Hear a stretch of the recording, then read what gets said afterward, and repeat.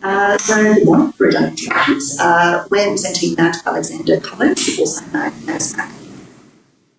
We would like to acknowledge and pay respect to the traditional owners of the lands upon which we're meeting and also where this project is located, the Wurundjeri people of the nation, recognising the unique place held by Aboriginal and Torres Strait Islander peoples as the original custodians of the land with a connection that dates back 2,000 years. We'd like to pay respect to their elders past and present. So this project grapples with three fundamental questions. Firstly, in a time of limited resources, what is our responsibility as architects in designing a new building? Secondly, how can a building truly support the aspirations of those who inhabit it now and well into the future? And finally, how can a contemporary building respond to its context and enrich its community? So this is a new 5-storey building on an externally constrained site in the inner city suburb of Flemington. It's designed in conjunction with the Victorian School Building Authority and the Mount Alexander College community. It was delivered for just over $3,700 per square metre. It serves a diverse multicultural community, 20% of whom live in social, public and community housing. Over the last 10 years now, Alexander has been transformed from a family school into one of the fastest growing secondary schools in Melbourne, and the new building is desperately needed in order to support a projected enrolment of 900 by 2025. So the original master plan that we developed for the site showed 2 new buildings, which was in line with the brief, which was that the project was meant to be delivered in 2 separate stages to be constructed at different times. But then funding was delivered to do all of it all at once. So then we then took the opportunity to revisit the original master plan and proposed a single 5-storey building with rooftop play space that would deliver significantly more usable outdoor space than both the original site had and also the original master plan. Following the aspiration of existing city buildings within the surrounding suburban context, provided cues as to how a beautifully articulated facade could generate a sense of pride and generosity. The permanency of these buildings reaffirmed for us a decision to commit to masonry, albeit precast concrete. Next to our building is a red brick heritage listed substation, which is of historic and architectural significance, as it's a typical remnant of the infrastructure built as part of the electrification of the northwest suburbs. And, you know, we did joke with the client about the fact that maybe we should just scale that up. In some ways, perhaps we have.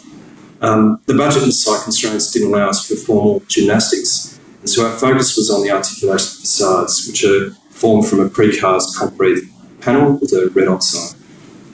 The intensity of the red facade continues inside through the circulation and amenity spaces in the breakout core of the building, which are all located centrally into the south. Teaching and learning spaces are all arranged primarily to the north and the perimeter to gain the best solar aspect. Extensive consultation was undertaken with the school community, including students, staff and parents, and it suggested to us that given the high level of aspiration of the school, that the interior should feel a bit more like a tertiary institution perhaps than a secondary school. To provide an educational building that would offer multiple ways of occupation and learning underpinned by a palette that was more sophisticated than their existing facilities. So as well as maximising outdoor space, other key strategies included greater permeability and accessibility across the campus from Wellington Street, which is on the left in that slide. An activated ground floor with the introduction of an amphitheatre at the campus heart, which is internal, and externalised teaching and learning spaces. And the introduction of a campus plaza serviced by an externalised stair to the south of the building. So utilising the height differential between the new proposed school entry on Wellington Street, shown to the right, allows for an at-grade entry whilst also allowing for significant connection to the landscape below on the ground floor. The elevated nature of the site within Flemington also offered the potential to create a strong visual connection, not just to the surrounding suburban context, but also to the city beyond. So each of the floor plates is defined by a centralised circulation spine with teaching and learning spaces arranged to enjoy maximise northern light. With amenity and stairs located to the south, the building's long axis is almost perfectly aligned with the north. The ground floor opens up directly onto the campus and offers a performing arts hub opening to an amphitheatre and student canteen. The first floor is level with Wellington Street, includes the reception and staff work areas as well as flexible teaching spaces. The 2 floors above offer teaching and learning spaces that can be adapted to respond to an ever-evolving curriculum. And the rooftop offers additional play space that more than exceeds the footprint of the building itself. Part of Part of the regeneration growth of MAC in recent years has been driven by a shift to a student-led curriculum, which is not restricted by year level and changes based on student demand every year. This required an approach to planning that could support a continually evolving range of subjects and class sizes, which also opened up for us a much larger question. It's the ability of the building to continue to evolve in decades to come. In our view, a fundamental requirement for a building if it is to be considered truly sustainable. So our practice has completed many projects which have involved the refurbishment of buildings constructed 100 years or more ago. And whilst we were very keen to support the immediate needs of the school, the ethics of demolishing existing structures to make way for a new one was something we thought needed to be carefully considered. The existing building that was demolished was lightweight, very poor quality, and could not provide the area required by the school, so retaining it was not an option. Whatever we built needed to be good enough to be retained and adapted well into the future. This was never just a new building for us, it was also a future adaptive reuse project, although almost certainly of us.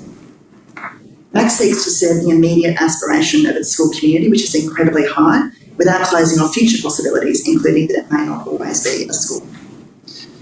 The structure allows for infinite reconfiguration internally, with a facade that regulates light while still allowing for new petitions to be created through a continually varying window arrangement. Designing the floor plates and structure for MAC to support an evolving range of subjects and approaches to pedagogy has led us to believe that it can evolve for much longer than the required 50-year lifespan of the building, well into multiple possible futures. The suburban context of MAC called for a considered approach to the facade that both assist to minimise the perceived scale of the 5-storey building, but also deal effectively with the shading to 3 sides. The southern side is almost completely blank with only 1 window. Precast concrete was selected due to its longevity. The cost constraints meant that we needed to use just 7 different moulds that are deployed and rotated across the facade to provide optimum shading. In early discussions with the client, we spoke about the rationale and simplicity of a car park as a precedent. Whilst we certainly would not hope for it to be used as a car park in the future, we can envisage it become a different type of educational facility altogether, or apartments, or something we can't even conceive of. The simplicity of the grid and rationality of circulation leaves space for multiple opportunities. This building aims to support not only the immediate aspirations of its students, it encourages everyone within it to continually lift their gaze to the wider world outside, and in doing so, consider what their trajectory might be. This is what we mean by supporting the aspirations of the school community. We believe that this connection to the broader context will remain not just relevant, but essential, regardless of who those future inhabitants are, hopefully for decades to come, whatever uses this building might contain in the future.